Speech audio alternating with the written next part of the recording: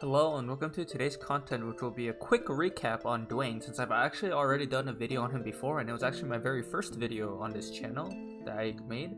So yeah, this will just be a very quick recap on what his EX changes will be and his rating and what is good with him. This will be not going over his main job abilities and his sub jobs and his other statuses and other resistances and such.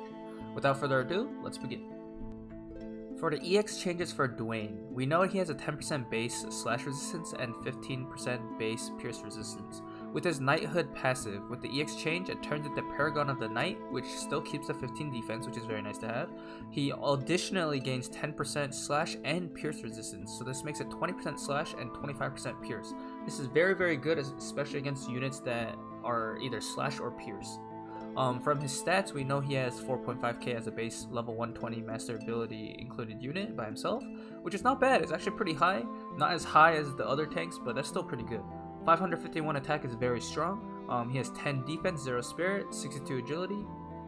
His armor crusher ability is his new EX ability that not only lowers slash resistance and then hits them after, so you get the effects immediately. It's a 4 tile range as well as height range 2 ability. This is very strong. After that, his EX ability also gains darkness.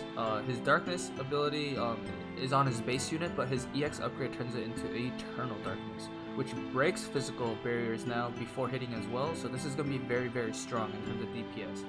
Overall, the EX changes that Duane got is that he did get a good balance of both defenses, which is for slash and pierce, as well as getting a lot more damage as well, because he could break physical barriers now as well as decrease slash resistance. So you can see he gained a lot of offensive power and a little bit of defensive power. So Duane's rating out of 5.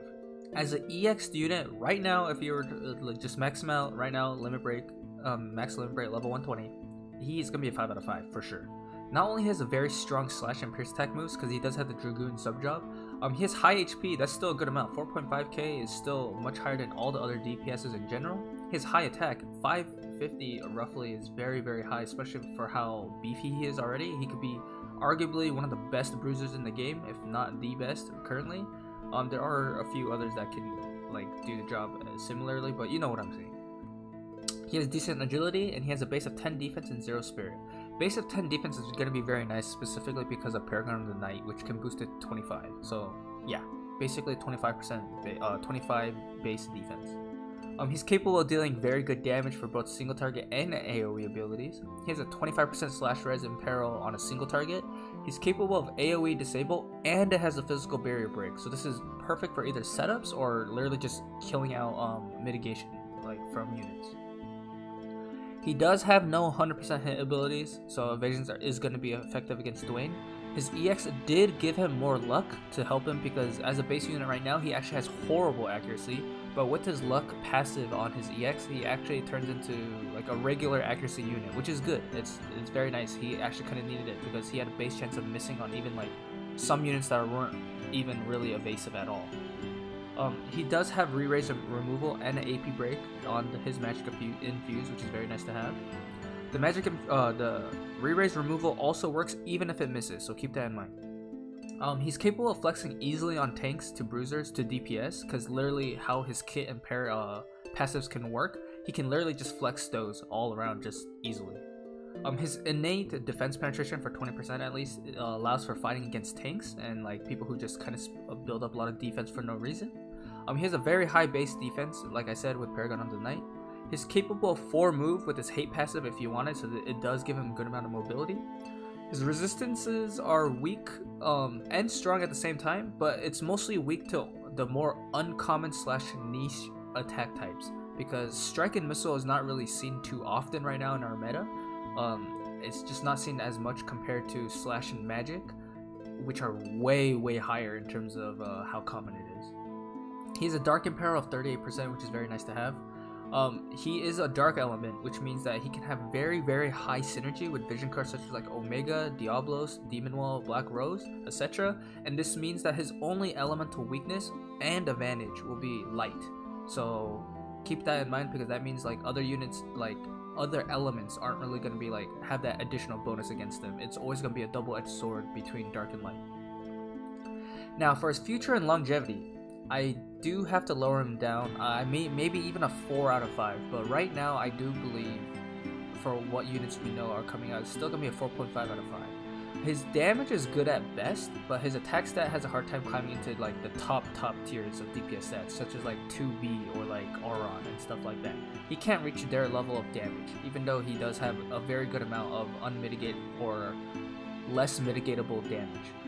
His defense penetration is also kind of locked at 20% right now.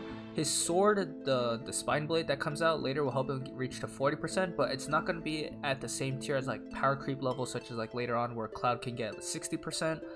We know Zazan UR can get 90% with his triple split. It's not going to reach those levels of power creep, so he's gonna eventually run out once we get to those levels of defenses.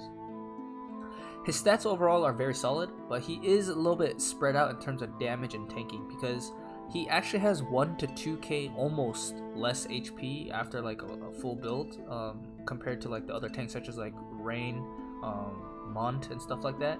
But he does have significant amount of damage in return, so he is a bit spread out on his stats. He's gonna tank and do well against Slash, Pierce, and Magic if you build him up for that, but against the other types in general, his overall tanking will definitely take a hit elsewhere. Slash Res and Peril will always make his damage relevant, which is very nice to have. He has good resistances to confusion and stop, however he is still susceptible to disable and paralysis. Disable, at least he does have a 10%, so it's not bad, but paralysis he doesn't have any, so in the future, once we have like Cloud and like the Wind Magic Swordsman, he will be able to be paralyzed quite easily. His hardest hitting Pierce moves unfortunately are going to be on the jumps that have cast times on his sub job, specifically Dragoon, so he does have to worry about that. He, once again, no 100% hit ability, and now he has average accuracy because of his luck passive on his EX, but this still means that Tifa and 2B will be trashing Duane in the trash can because of strike damage, and they literally have very good defense penetration as well, so Duane's gonna have a very hard time against them. He's actually effective against magic attack based units with a base of 5% magic res, and he will need to watch out for magic attack res type penetrations in specific. He can raise his spirit decently with Dark Mantle, however it does lower his light resistance, so you have to keep watch of that. Please be wary of and watch out for defense penetration heavy units such as like Zazan. Duane works off mostly from his slash, pierce, and defense stats. He does have very high defense, but if you stack only defense on him, he will be made quick work of from certain units that have very high defense penetration.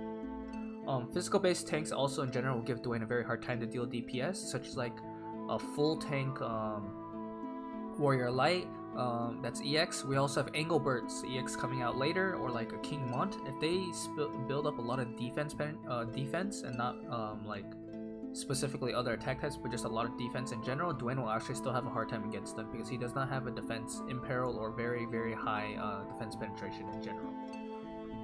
I will say, however, any future light or strike unit and or will make very quick work of Duane if they had like a main job pugilist or like Tifa. Tifa will literally dumpster Duane very quickly because of how very strong she is against him, not only in terms of strike damage but also because of her high defense penetration if she is set up correctly, so Duane will have to watch out for that specifically.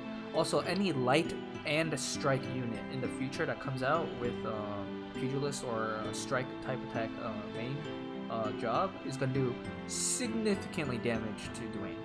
Speaking of that, Jaden, which is out in JP server right now, which is spirit magic based, not spirit but magic based missile attacks. Magic based missile attacks will deal very high damage to Duane because not only does he have a negative missile resistance, he doesn't have a lot of spirit either, so being able to target his spirit defenses, which is magic attacks in general, will be very effective. That's why overall I think Duane will have very long longevity. However, he does have like obvious like worrisome matchups in the future, so that's why I give him 4.5 out of 5 for his future and longevity. I do believe he is really one of very extremely strong units, but he does have like a few fallouts later on as we keep progressing through the game. Stuff that can work well with Duane. We have Helena. Black World Helena is extremely strong. She's going to be working very well with Duane, not only because they complement each other in dark, but she's going to be the magic variant of Duane, so that Duane can focus on either tanking and or physical damage. So this helps very well with each other, and they are a very, very strong power house. It's just crazily good. After that, JP also has the Time Mage main job girl that came out. She's very, very good for her supportive abilities. She has Hastaja, which is extremely strong in almost all circumstances. And she has the White Mage sub job, which can help for a lot of supportive reasons as well. So this is very, very strong.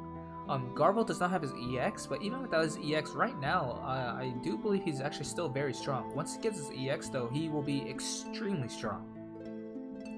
Runestern, right now not many people really use him at all just because he's a little bit too squishy and his damage isn't just up to where people want it, because they just want one-shotting everything in general.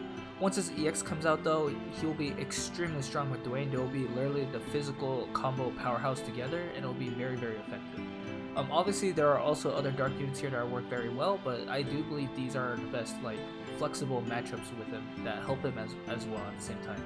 Because if Helena LBs, then Duane doesn't have to use Rise and Twilight. He could just focus on either breaking barriers, disabling, or even slash res imperiling.